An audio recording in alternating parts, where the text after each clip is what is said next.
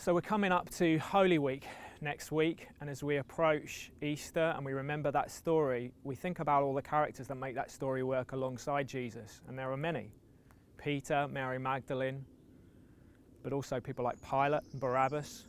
They're not always positive characters, they're not always positive stories. And central to that story is Judas Iscariot.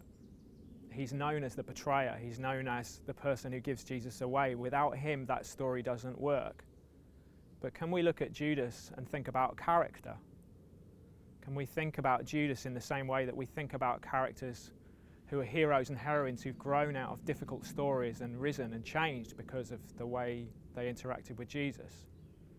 Well, it's a tough one, but there's dark as well as light. In the way we think about character, in the way we think about ourselves, we're full of fear as well as full of faith. And Judas is a character who teaches us about how we react by his mistakes as well as by the things that he gets right. So how do we respond to a character like Judas Iscariot? How do we think about him? Well, I want to start today with something that happened right at the start of Jesus' story and his ministry, and just one simple thought, that Jesus chose Judas. He went away and spent a night thinking and praying about who to choose as his 12 disciples, and Judas was amongst them. He didn't have to do that.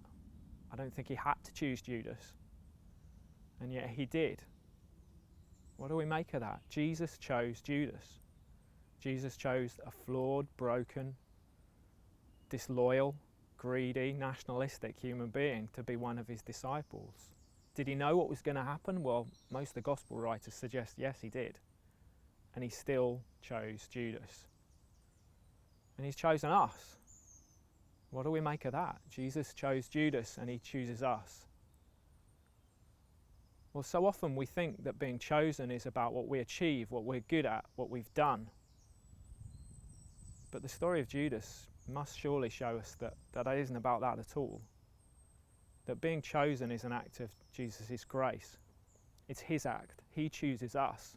He chooses us because we're loved human beings, accepted human beings, chosen human beings for no other reason. And Judas was chosen. Judas was accepted and Judas was loved. Jesus chose Judas and he chooses us. There's no space anymore for us to worry about whether we've done enough, whether we're good enough. Jesus chose Judas and he chooses us.